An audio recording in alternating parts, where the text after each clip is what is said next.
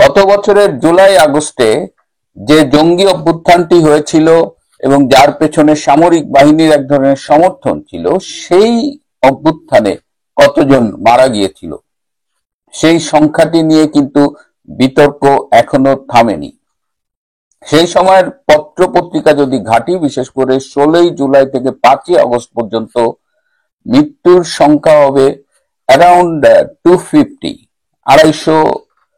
200 থেকে 300-র মধ্যে সংখ্যাটা হবে, যদি পত্র পত্রিকার হিসেবগুলো আমরা আমলে নেই। সেই সময় ঢাকা শহরে মর্গে লাশ এসেছিল 264টি। এই 264টি লাশের মধ্যে 91টি লাশ আত্মীয় স্বজনরা নিয়ে গিয়েছে কোন রকমের পোস্টমর্টেম না করে। সেই সময় ঢাকা শহরে রায়ের বাজার এবং জুরাইন কবরস্থানে 120টি লাশ দাফন করা হয়েছে বেওয়ারিশ হিসেবে, তাদের পরিচয় খুঁজে পাওয়া যায়নি। এই 120টার মধ্যে 20টা জুরাইনে আর 100টা সম্ভবত রায়ের বাজারের কবরস্থানে। এই 120 জন কারা?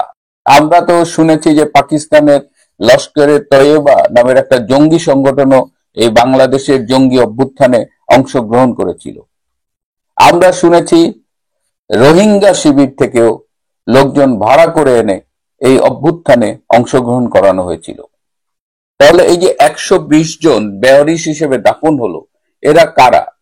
বলা হয়েছে এদের স্যাম্পল রাখা হয়েছে, ডিএনএ মিলিয়ে যদি এদের কোনো কেউ ফ্যামিলির কাউকে পাওয়া যায় তাহলে সেভাবে আইডেন্টিফাই করবে। কিন্তু আমরা 1 বছরের বেশি হয়ে গেল, 14 মাস হয়ে গেল, আজ পর্যন্ত একটা ডেড বডিও আইডেন্টিফাইড হতে দেখলাম না। তার মানে এই যে বাংলাদেশ এবং এখানে স্বজন হারানোর একটা বেদনা, স্বজন হারিয়ে গেলে তাকে খুঁজে পাওয়ার যে আকুতি আমরা দেখি, এই 120 জনের ব্যাপারে, তাদের আইডেন্টিফিকেশনের ব্যাপারে আমরা কিন্তু কিছু লক্ষ্য করছি না। তার মানে মৃত্যুর সংখ্যা, এই জঙ্গি অভ্যুত্থানে অংশগ্রহণকারী যারা মারা গেছে তাদের আইডেন্টিটি, এগুলো নিয়ে কিন্তু প্রশ্ন উঠছে। সরকারি ভাষ্য কি বলে? মুক্তিযুদ্ধ মন্ত্রণালয় বলছে যে জুলাই আগস্টে নিহতের টোটাল সংখ্যা হলো 844। পুলিশ বলছে জুলাই আগস্টে নিহতের সংখ্যা 960 জন, তার মধ্যে জুলাইয়ে মারা গেছে 334 জন আর আগস্টে মারা গেছে 626 জন।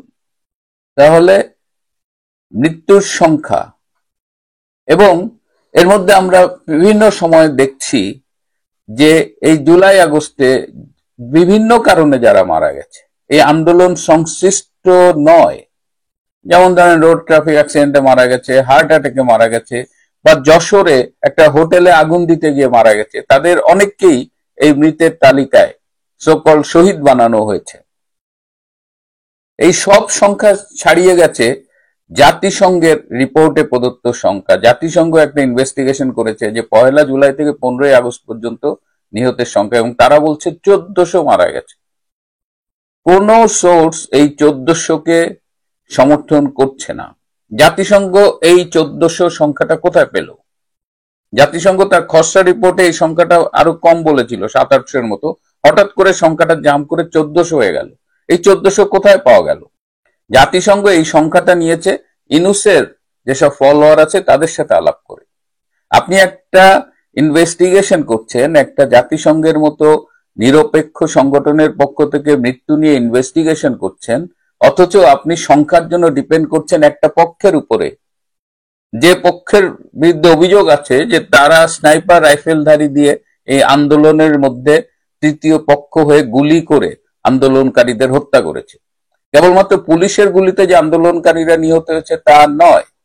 তো এরকম একটা পরিস্থিতিতে জাতিসংঘ কিভাবে 1400 সংখ্যাটা বলে? এবং এই 1400 সংখ্যাটা এস্টাবলিশ করার জন্য তাদের যে আপ্রাণ চেষ্টা, এবং সম্প্রতি আমরা দেখেছি যে আন্তর্জাতিক অপরাধ আদালত, যে ইন্টারন্যাশনাল ক্রাইমস ট্রাইব্যুনাল, সেখানে তাদের যে চিফ প্রসিকিউটর, জামাত এবং শিবিরের সাবেক নেতা অ্যাডভোকেট তাজুল ইসলাম, তিনি বলছেন যে শেখ হাসিনার 1400 বার ফাঁসি হওয়া উচিত। ওই জাতিসংঘের 1400 সংখ্যাটি তারা নিয়েছে। এই যে 1400, এবং মৃত্যুর তদন্ত নিয়েও কিন্তু আমরা প্রশ্ন তুলছি বারবার, যে কে কিভাবে মারা গেছে। পোস্টমর্টেম করা হলো না ঠিক মতো। সার্জিস আলম নামের একজন সাবেক ছাত্র সমন্বয়ক, তিনি বলেছেন যে লাশ কবর থেকে উঠানো যাবে না, এতে নাকি আত্মীয় স্বজনের সেন্টিমেন্টে লাগবে। এটা কি ধরনের কথা? আইন তো ব্লাইন্ড, এবং আপনাকে মৃত্যুর কারণ জানতে হলে, কোন গুলিতে কোন বুলেটে নিহত হয়েছে এগুলো জানতে হলে তো পোস্টমর্টেম একটা স্বীকৃত উপায়, এবং আপনাকে এটা করতে হবে, কিন্তু সেগুলো করা হয়নি। তার মানে ঘোলা জলে মাছ শিকার করার একটা প্রচেষ্টা, এবং যেনতেন ভাবে বিচারের নামে, একটা ক্যাঙ্গারু কোর্টে বিচারের নামে তারা শেখ হাসিনা সহ আওয়ামী লীগ নেতৃবৃন্দকে শাস্তি প্রদানে বদ্ধপরিকর। এবং শাস্তিটা কি? তারা মৃত্যুদণ্ড দেবে, এটা যেন আগের থেকেই লেখা হয়ে আছে। আমি আরো অবাক হয়ে দেখলাম যে বাংলাদেশে জাতিসংঘ মানবাধিকার কমিশনের একটা অফিস খোলা হয়েছে, এবং সেই অফিসের প্রধান হলো হুমা খান, একজন ভারতীয় বংশোদ্ভূত। তার আচরণ, তার কথাবার্তায় আমি রীতিমতো বিস্মিত। জাতিসংঘ আসলে কি? জাতিসংঘ যতদূর জানি একটা নিরপেক্ষ আন্তর্জাতিক সংস্থা। 1945 সালে এটি গঠিত হয়েছিল। এই সংস্থাটি বিশ্বের আহ, নিরাপত্তা, শান্তি, মানবাধিকার, উন্নয়ন এসব নিয়ে কাজ করে। এই যে বিশ্ব স্বাস্থ্য সংস্থা, ইউনিসেফ, এসবই তো জাতিসংঘেরই, ইউএন এর এক একটা সংস্থা। তো সেই জাতিসংঘের যে এই মানবাধিকার কমিশনের অফিসের প্রধান হুমা খান, তাকেও আমরা দেখি এই বিতর্কিত আদালতের বিতর্কিত চিফ প্রসিকিউটর তাজুল ইসলামের পাশে দাঁড়িয়ে সংবাদ সম্মেলনে উপস্থিত হতে। How it is possible? এবং জাতিসংঘ কিন্তু 2007 সাল থেকে একাধিকবার সাধারণ পরিষদে সিদ্ধান্ত নিয়েছে যে পৃথিবীতে মৃত্যুদণ্ড স্থগিত হওয়া উচিত শাস্তি হিসেবে, কারণ প্রতিটি মানুষেরই বেঁচে থাকবার অধিকার আছে, হোক সে অপরাধী। অথচ এই অপরাধ, যেখানে মৃত্যুদণ্ডই একটা উল্লেখযোগ্য শাস্তি, এবং যেখানে চিফ প্রসিকিউটর বলছেন যে 1400 বার শেখ হাসিনার ফাঁসি হওয়া উচিত, সেখানে আমাদের এই হুমা খান কি করে থাকেন? এবং হুমা খান সম্পর্কে আমি একটু খোঁজ নিয়েছি, তার সাথে ঢাকায় অনেকেই কথা বলেছেন। তারা আওয়ামী লীগের ভুক্তভোগী পরিবারের পক্ষ থেকে তারা ভেবেছিলেন, যেহেতু জাতিসংঘ মানবাধিকার কমিশন আছে, মানবাধিকারের বিষয়ে তার সাথে দেখা করা যাবে। এবং তার সাথে কথা বলে প্রত্যেকেই আমাকে বলেছে, যাদের সাথে আমি যোগাযোগ করি, যে প্রচন্ড আওয়ামী লীগ বিদ্বেষী এই মানুষটা। তিনি তার নিরপেক্ষতা হারিয়েছেন, নানানভাবে তিনি বিতর্কিত হয়েছেন। মাত্র কয়েক মাসের মধ্যে ভয়ানকভাবে বিতর্কিত হয়েছেন এই হুমা খান। তিনি পুরো জাতিসংঘ মানবাধিকার কমিশনকে বিতর্কিত করেছেন, আরো বড় করে বললে হয় যে পুরো জাতিসংঘকে বিতর্কিত করেছেন। সো এই তরুণী কি করে জাতিসংঘ মানবাধিকার কমিশনের চিফ হিসেবে বাংলাদেশে থাকে? এবং জাতিসংঘ এই 1400 সংখ্যাটা কোথায় পেল, যেখানে সরকারি ভার্সন, পুলিশি ভার্সন, সেই সময়ের পত্রিকার ভার্সন, কোনো কিছু এই 1400 সাপোর্ট করে না। অ্যাটলিস্ট 500 থেকে 600 যদি সরকারি ভার্সন আমি অ্যাকসেপ্ট করি, তিনি অতিরিক্ত দেখিয়েছেন। কেন জাতিসংঘের এই মিথ্যাচার? একটি ইনভেস্টিগেশন তো নিরপেক্ষভাবে করতে হয়, কিন্তু এখানে আমরা ইনভেস্টিগেশনটা দেখছি ফুললি বায়াসড, ইনফরমেশন বায়াস। তিনি মন গড়া কিছু সংখ্যা বসিয়েছেন, এবং সেটার ভিত্তি হিসেবে তিনি আলাপ করেছেন যাদের সাথে, তারা সবাই পক্ষপাতদুষ্ট, তারা সবাই একটি পক্ষের। প্রকৃত মৃত্যুর সংখ্যা খুঁজে পাবার জন্য যতটা পরিশ্রম করা দরকার, because this is an investigation, এই ইনভেস্টিগেশন রিপোর্টে সেই কাজটুকু আপনারা করেননি। বিশ্বের উচিত জাতিসংঘের এই রিপোর্টকে ক্রিটিক্যালি রিভিউ করা, প্রশ্নবিদ্ধ করা, এবং জাতিসংঘকে জিজ্ঞেস করা যে এই 1400 মৃত্যুর সোর্স কি। সেই রিপোর্টটা নিয়ে আমি নিজেও কথা বলেছি, বিশ্বব্যাপী অনেকবার কথা বলেছে। আমার দেখা জাতিসংঘের অন্যতম নিম্নমানের একটা রিপোর্ট, এবং সেখানে এই হুমা খান এসে বাংলাদেশে তার যে ভূমিকা, জাতিসংঘ কি একটা দেশে আসলেই জবাবদিহিতার ঊর্ধ্বে?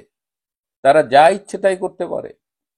আজকাল তো এটা ওপেন সিক্রেট যে তারা পশ্চিমা বিশ্বের সুপার পাওয়ারের পদলেহন করে।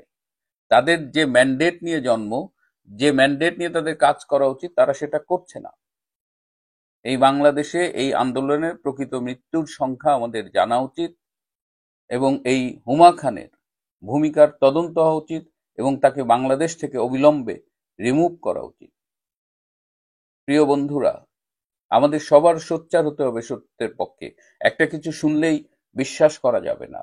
নানা রকমের অপপ্রচার চলছে। আজ যদি হিটলারের তথ্যমন্ত্রী গোয়েবলস বেঁচে থাকতেন, তিনি এই ইনুস গঙের এইসব অপপ্রচার দেখে লজ্জা পেতেন, হয়তো আত্মহত্যাও করতেন।